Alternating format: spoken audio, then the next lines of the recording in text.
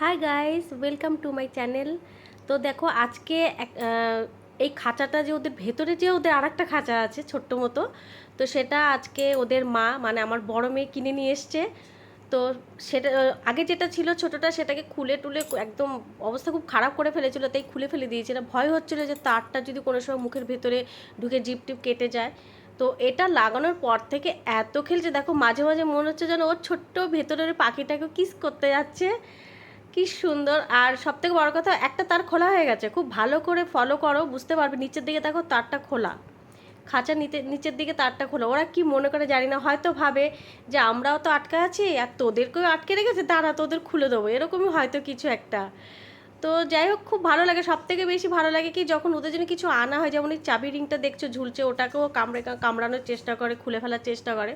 একটা খুলে ফেলেছে, এটাকেও হয়তো খুব খুব শিগগিরই হয়তো খুলে ফেলবে।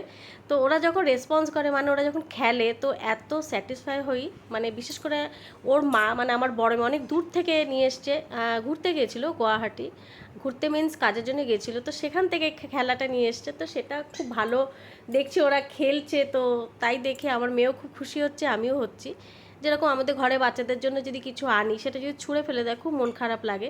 বাট ওটা নিয়ে যখন খেলে তখন অনেকটা বেশি আমরা খুশি হই। দেখো ওই তারটা নিয়ে দেখো আবার কি টানাটানি করছে। আর ভেতরে যে আছে, মানে হাড়ির ভেতর যে বারবার ঢুকছে, তার কোনো ব্যাপার নেই। এই কারণে নেই, মনে হয় সে প্রেগনেন্ট হয়তো, জানি না। কালকে কি হয়েছে, নিচে হেঁটে হেঁটে চলছে, খাঁচার মধ্যে চলতে গিয়ে পাখনাটা বেশ অনেকটা খুলে নিয়ে দেখলাম পড়ে গেছিলো।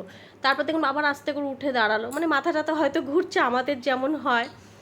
তো যাই হোক, এতটুকু আজকে বললাম, বেশি কিছু বললাম না। সবাই ভালো থেকো, টাটা। তো খুব খুব খুব লাভ আমি দিচ্ছি তোমাদেরকে, তোমরাও আমাকে সাপোর্ট করে প্লিজ।